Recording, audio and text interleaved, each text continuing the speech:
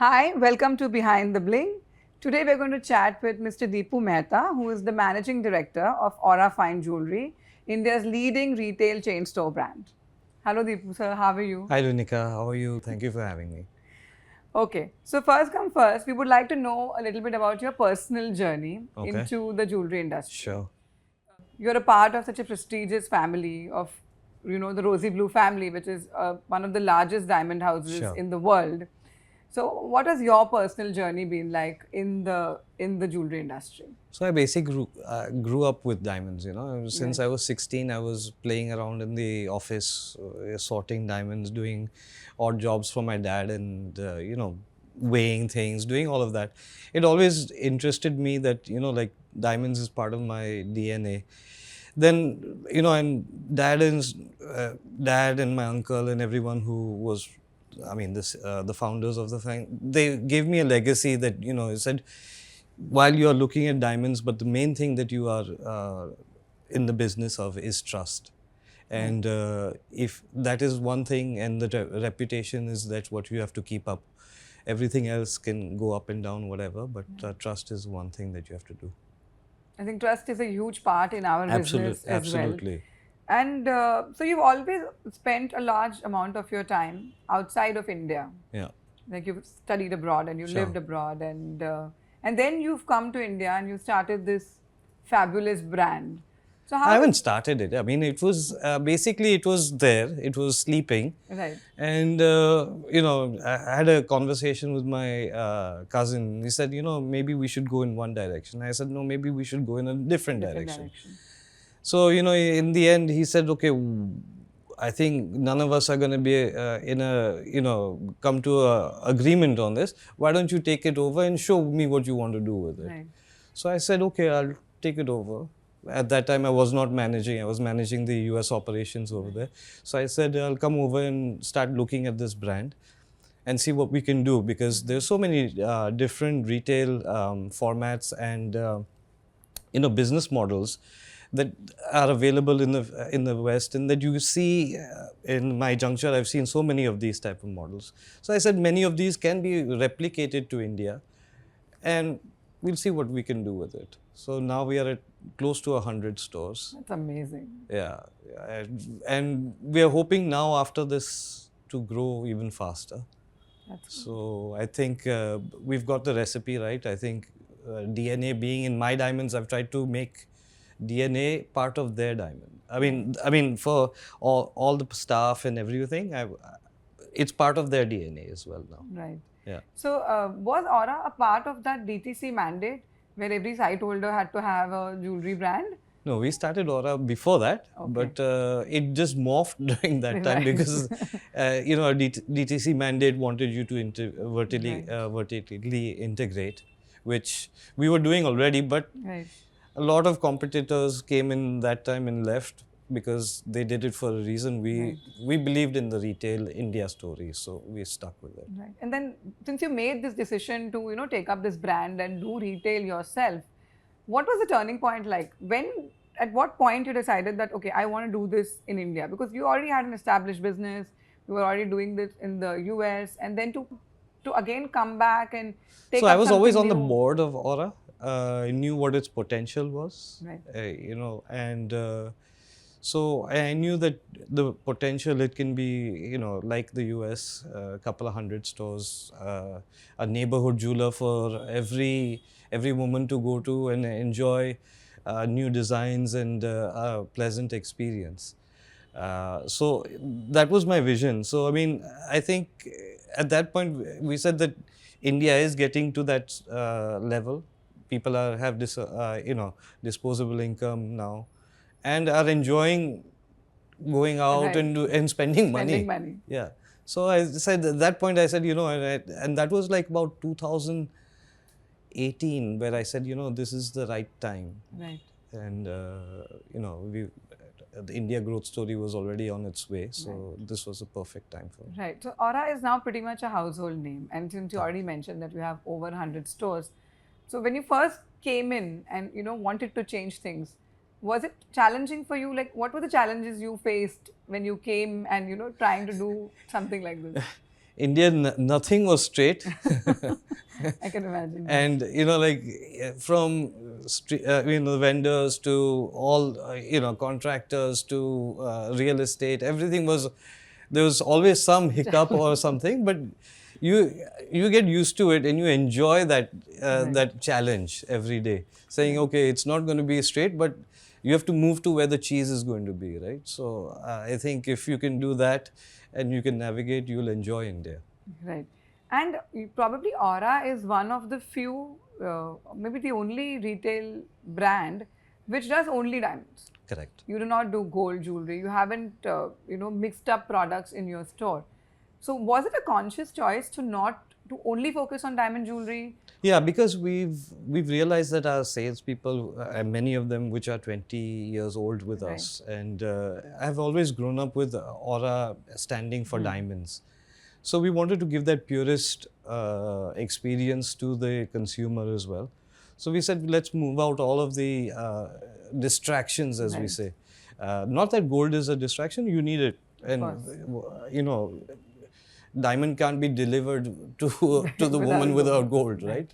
So you need both. But at the same time, we knew that our salespeople were very well trained in diamond jewelry. They understood diamonds. So let's go with our strengths and focus on that. So that has worked for you. Yes. I think like people walk into an Orra store, they know that I'm going to buy diamond jewelry. It's not like you don't have to keep converting people from gold to diamond. Or, they come in with silk. that They come mindset, in with the motive mindset, that let's do it. So then that decision has worked in your favor. Sure. But you've maintained the brand across Right. the years and with innovation and design. And one of the very big thing that I think you have done, which not many retailers have done, is introduced the whole price point market that's already there in the West. Yeah. Everything there is like $599, $1,099. It just makes it easier, right, for the woman to exactly, or the consumer to. So how did that decision come about, and how did you plan a whole collection around it?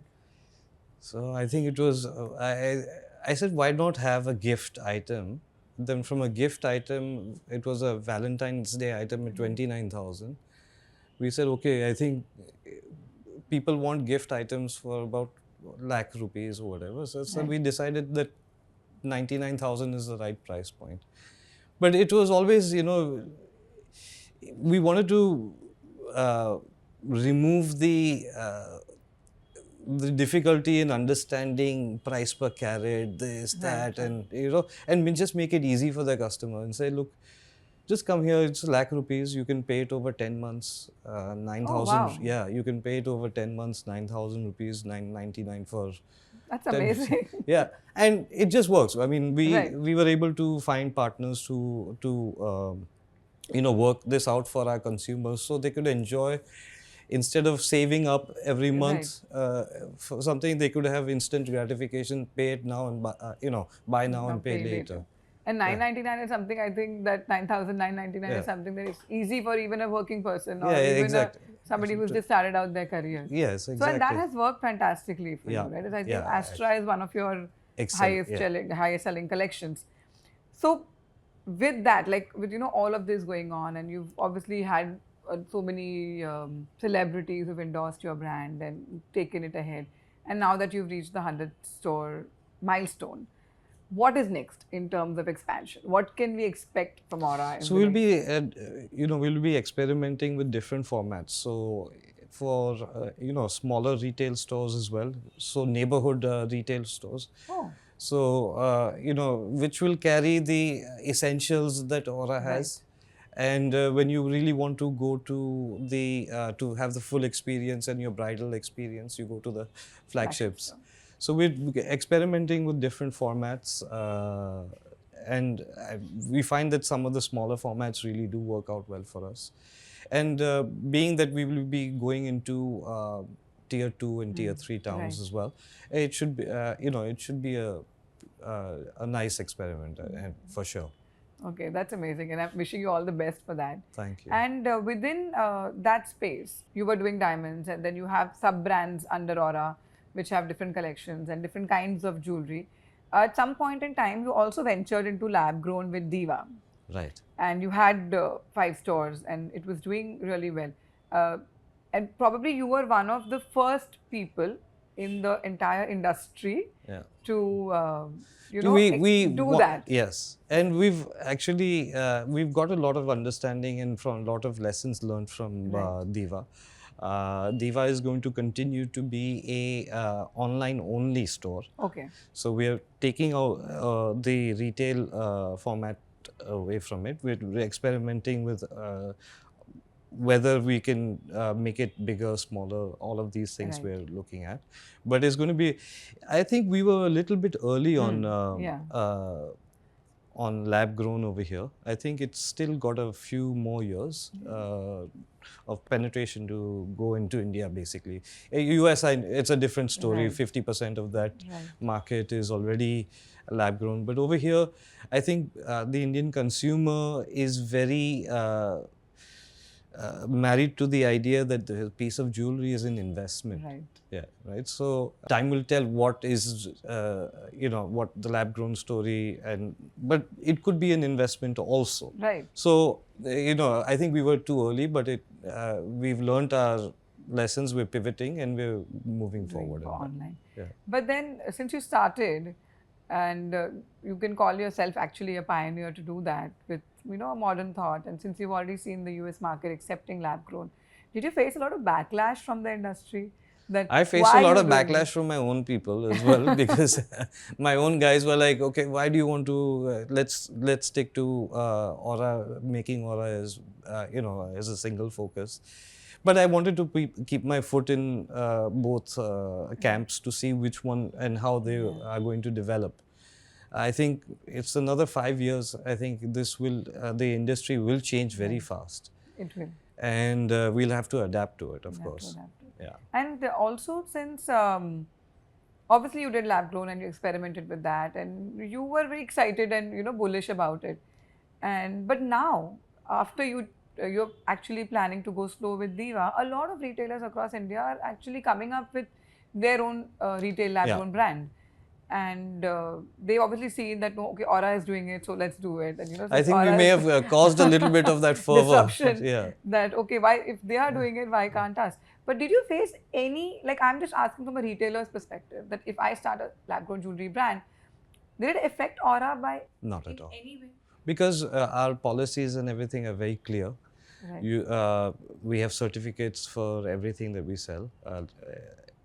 You trust the Orra name, but on top of that, we have a lab like an IGI or Absolutely, SGI, third-party certification. It's for verification and just for our peace of mind. Right. But so as long as you keep those policies and that very distinct, I don't think you face an issue. And then the idea of never having lab grown within your store occurred to you? So to keep it with or without, I've seen, it's playing out in the US. Right. All the retailers have it both together. Even in Dubai? Yes, actually in Dubai also. Yeah. So it's playing out. You are seeing some sort of cannibalization. Right. But, I think it's still a few more years until we see how that whole, these two technologies, face each other. Right. Yeah. And when you speak of technology, obviously the new thing and the new question that everybody has is AI. Yeah. And how that is going. Do you think that in the coming So we've already started implementing some AI features in our marketing and everything as well. Hopefully we'll be coming out with an AI avatar of the perfect Orra consumer. Oh, that's nice. Yeah. So, you'll be able to see her go around the world and wear jewelry in different occasions, different places. Yeah. Right. Yeah. Right. So, like, the Indian jewelry industry has evolved very rapidly, especially in the last 10 years. And I guess the duration that you've been here, suddenly everything has changed and, consumer preferences have changed, choices have changed, especially among the young buyers. And within Orra, how do you guys have managed that? Because all of Orra jewelry is very modern. Orra is not a traditional jewelry brand. We're diamond jewelry. So it's diamond jewelry, right? Yeah, so it's contemporary, Like a lot of retailers also experiment with a lot of fancy diamonds or baguettes. It's something that nobody is really selling. So that comes from your US experience, or how does that entire process work within Orra? I think we start off with the aesthetic of the jewelry, Right. right? So we work very closely with our vendor partners and our design team, and make sure what is right for the piece. That it has to flow from that. Then everything else, the materials and everything gets chosen Right. afterwards. So we love experimentation and innovation in design. So we look at what the design is, what the consumer wants, and then work backwards on what material is being, what's needed for that. So I think that's was one of the successes that we have, is we always put the customer first, not like what we want to produce or whatever it is. What does the customer want? Right. And then work backwards and say, okay, this is what I have to produce basically for that. And are you personally very involved in the whole process of, design, and because does it reflect your personal style as well? That what is your personal preference on the jewelry, or it is just market research based or trend analysis based and all of that? No, so I mean, I do have a aesthetic that I look for. Right. And if it doesn't fit that aesthetic, I don't have a veto right on Right. that, on that piece of being introduced. Right. But other than that, I think the team is very aligned to understand what my aesthetic is and what Right. the Orra consumer is looking for. Right. So I don't think we make that many bad judgment calls, but I do have a veto right on them. So everything is vetted by you personally. No, I have a veto right, not a veto. and then you have two daughters as well. Yeah, yeah. Are they also a part of the They are business not and- part of this, but they have launched their own jewelry venture. Right. Uh, Yeah, I she's think I've seen that. yeah, she's doing very well with it. It's bag charms, Hermes bag charms. Hermes bag charms. Yeah. It's So just that's obviously like a premium luxury. no, so product. something like this is, I mean, premium luxury and kind of, in my eyes, gone viral. It So has, it yeah, has, so absolutely. that is what I would like all my ideal pieces to be, to go viral. Yeah. Right. And any plans of bringing that brand to India as well? Because India premium luxury market has obviously, I think, gone up 20 times, Yeah, at yeah. least in the past 5 Yeah, years. the highest disposable income is Right. in that bracket. So, and it's huge. Everybody's buying a Hermes, everybody's buying a Kelly, everyone is buying a luxury brand. So, while she does only Hermes, do you have plans of bringing that product to Orra as well? So I think she's part of some, she's trying to be in part of some show over here. Okay. So yeah, I mean, but it's evolving very fast. So It is. yeah, she just did a show in Nigeria. Wow. Yeah, yeah. So No, I just saw her article in Harper's. yeah, And how yeah, she's done the entire Hermes bag thing. yeah. So I think it would be very interesting to have a product like that in India as well. Yeah. Do you think the Indian consumer is ready for that? Oh, absolutely. Indian consumers are ready for everything. everything. And I think anything innovative and everything and pretty and nice, I think Indian aesthetic is right up there, Right. Yeah. So now, since you're managing such a large brand, and obviously you're part of such a prestigious family as well, as a leader, how do you manage the show? What does a day in your life look like? So yeah, that's it's quite hectic. Wake up and check the phone for the first thing. Any messages that I've missed, or if I missed any of the sales data, then I look at Right. that. But then basically it's a lot of hard work in terms of being able to switch on from one aspect of the creative aspect and then go into the numbers and then go into people management. It's difficult, but you just have to focus in 2 hours and take a lot of breaks in between. Okay. So Orra has a reputation of obviously having the highest craftsmanship and best in time design and if all of that. But since you have 100 stores now, how do you manage that to maintain quality and your language and everything across stores?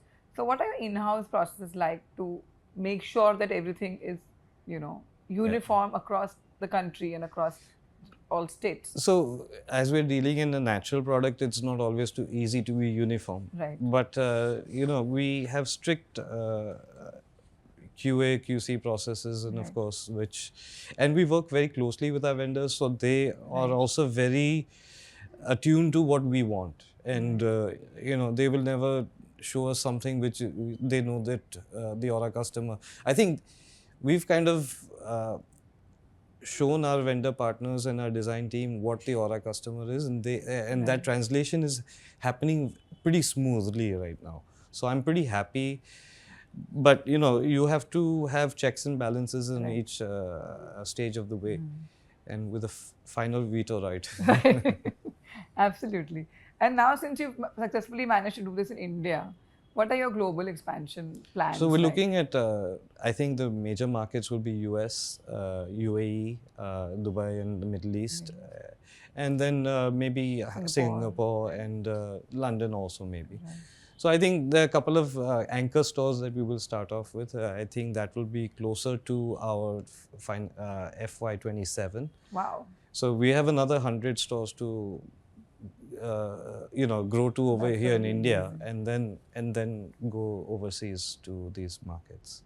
Wow. So that's like a crazy expansion plan. Yeah. So you're going to almost go twofolds in the next 2 years. The Indian market is, there are many, there's so many pin codes, so many, we get that data from online saying where people are looking and searching for jewelry. And you have enough searches, then you know that people over there in that market are looking for a neighborhood store. So you would also, and the sub brand of yours, which you are saying is a more kind of a everyday wear or essential jewelry. Orra Light. We haven't found the name yet, but Orra Light. Okay, Orra Light. So Orra Light is a shop in shop. No. Or it's going to be like a standalone store. But a smaller and would it be franchised or is it like a... No, we're looking at our own. I think we've done very well with our own. We have a few franchisees, good partners that we've worked with, and it's also working well. But I think we need to fill up more retail space with our own stores and then look at franchisee in tier 2, 3 store markets. So this 100 milestone are entirely your stores, like owned by Orra? Yeah, basically. Wow. That's rare actually, because most retail chain stores have expanded, are into the franchise model or a business partner model. But to have your own stores, and it's like a... Yeah, we have a few franchises, but basically we have 100 of our own. Yeah. Oh, that's amazing. Yeah. So Dipu sir, with so many Indian retail brands now coming up with their own IPO, do you have any plans like that for Orra? Would we be seeing an Orra IPO very soon? I'm sure you will see an Orra IPO soon. Soon is a time frame, but I'm looking at different various equity options that we have, private equity or IPO. And we're considering all of these. In the next couple of years, yes, you will see an IPO. Okay, that's amazing, and congratulations for that, and all the best for it. So now with... when you say you're looking at private equity and all, so I think the industry finally now, like earlier with, all the scams and all the controversies going on in the industry, I think the investors and private equity funds, different kind of... They really look at pedigree. Right. They really look at pedigree, and they really look at your reputation as a jeweler. I mean, so as a jeweler, as a businessman, I think that's the biggest thing that private equity looks for, is saying that, am I getting into bed with the right person? Right. And then, of course, once they have that trust, then, then they are pretty open to investing in this industry. Right. Because earlier we had a lot of problems with reputation. Right. But now our industry has cleaned up its act. Right. Yeah. It has, and with more and more, I think people like you who are actually going into the entire corporate format, the reputation is only going to get better. Better and better. And, it's going to be a whole makeover, I think that's... But you see a shift to the organized retail because of the transparency that, the corporates bring. Right. Saying that, the buybacks, all of that is very, very transparent. You need that. To grow an industry and to scale, you need that. You need that, absolutely. So I'm hoping that more and more people follow your footsteps. Thank you. And now with that, I think we're going to go into the rapid fire round. Sure. It's called a quick bling buzz. I'm going to ask you some quick questions. Sure. And you won't have enough time to think for the answers. Okay, so can we start? Yeah, Okay. So what is the first piece of jewelry that you ever owned? a gold coin Jewelry. on a chain Right. that my Okay. mom gave me. Okay. You still have it? No, I sold it with the gold prices at 25. Absolutely. One word to describe Aura. Outshine. I would like to Outshine. out. Yeah. Your favorite international jewelry destination. Van Cleef and Apples. Amazing. A trend in jewelry you're excited about. I love my daughter's new bag charms. Bag bijou is the name. They are amazing, but I know I have to only give you one No, minute it's okay. You answer. can give me multiple answers. That's Yeah, fine. yeah. What's the one food item you can eat all day of your life every day? I eat cup noodles. Cup noodles every day. Yeah, I love that. So you I can love eat them it. every day, all your Every life. single day for lunch. That's But amazing. lunch is only 7 minutes. Nobody would have thought that, right? That you would eat cup noodles every day. But would have thought that you would have like this whole entourage of people and a whole banquet for you. But yeah, cup noodles is something that It's the quickest, right? right. So your go-to stress buster after a hectic day. I like bicycling. You do that every day? Yeah. Wow. Do you go home? Yeah. I mean, in bicycle. India I can't do it Right. because I don't. But in Dubai. in Dubai I go around the lake and all that. That's amazing. Yeah. If you weren't a jeweler, what would you have been? A chef. A chef. Yeah. You like cooking. I love cooking. And do you actually cook every day? When I'm in Dubai, I cook. Wow. And that is something nobody would guess about you, Yeah. right? Molecular cuisine, basically. Wow. Yeah. That's amazing. Yeah. So I what like is your- experimentation. And what is your favorite dish then that you've made? So I made deconstructed pav bhaji, all of that stuff. Oh. But I mean, That's interesting. yeah. Oh, that's really interesting. Yeah. Okay. Describe the perfect jewelry shopping experience in 3 words. In and out. Oh, yeah, that's quick. Yeah. If you could open Aura's next store anywhere in the world first, where would it be? Right next to my house. Oh, Because I don't like to, I don't want to travel as much. right. Okay. If Aura Fine Jewelry were a Bollywood movie, what genre would it be? And drama, I think. Drama. Yeah. Diamonds all about drama. Drama. Yeah, always, right? Right. What's the one piece of jewelry or accessory that you never leave your home without? I don't own any jewelry. You don't wear any jewelry. I don't wear any jewelry. I should, Right. but Men's jewelry is yeah. the next big thing. yeah. Okay. So I'll wear a earring next. You'll wear a earring next. Perfect. What's harder, launching a new collection or running 90 plus stores? A new collection, because it's a lot of new thought process that has to go in every time. Okay. 90 stores keeps on rolling, Right. But new Launching collection is something like new is- left brain, right brain, both have to You work. have to work. Right. If you could gift an aura piece to any celebrity, who would it be and why? I'd give something to Narendra Modi. I would, our Oh, Prime wow. Minister. Wow. I don't know what he'd wear, but he already has a 7-carat diamond. But I think, You have your aura crown star. yes, we could give out the Aura Crown Star. Right. Yeah, absolutely. That like It's 73 facets. right. The brightest diamond in India, I would say. That's I a love it. patented cut, right? It's a patented cut. And you also have 104 facets? 101 facets. 101 facets. We haven't launched it We yet. haven't launched it yet. How do you know? Okay, so the aura crown star to Mr. Narendra Modi. Yeah. Right? Okay. What's shinier, diamonds or entrepreneurial success? Entrepreneur is success, Right. for sure. Lab grown diamonds or natural diamonds? What excites you more for the future? I think both have their place in the world of jewelry. Both are exciting. Right. The special colors and everything on natural diamonds, as well as the new shapes and everything for lab-grown diamonds, both are very exciting. Okay. If diamonds are forever, what's Aura's tagline for modern brides? Outshine. Outshine. Outshine. Amazing. What's the one must-have jewelry piece for a modern woman? I think an aura, a diamond containing, a piece of jewelry containing an aura crown star would be a must-have. It just shine so bright that you're going to be noticed everywhere, wherever you are. So it'll be great. Aura crown style is something that every woman must own. The last question. What do you notice about a woman the first thing when you see her? Eyes. Eyes. I would have thought jewelry. Eyes. Okay. So that brings us to the end of the rapid fire. Thank you. And because you've done well, we'll give you the hamper. So this is your hamper. Thank For you. doing exceptionally well. Thank and you, being very thank you. honest and saying eyes instead of saying jewelry, because I think most jewelers would say jewelry. Okay. Yeah. So that will bring us to the closing of our podcast session. So any advice for young entrepreneurs or people entering the jewelry industry, what would that be like?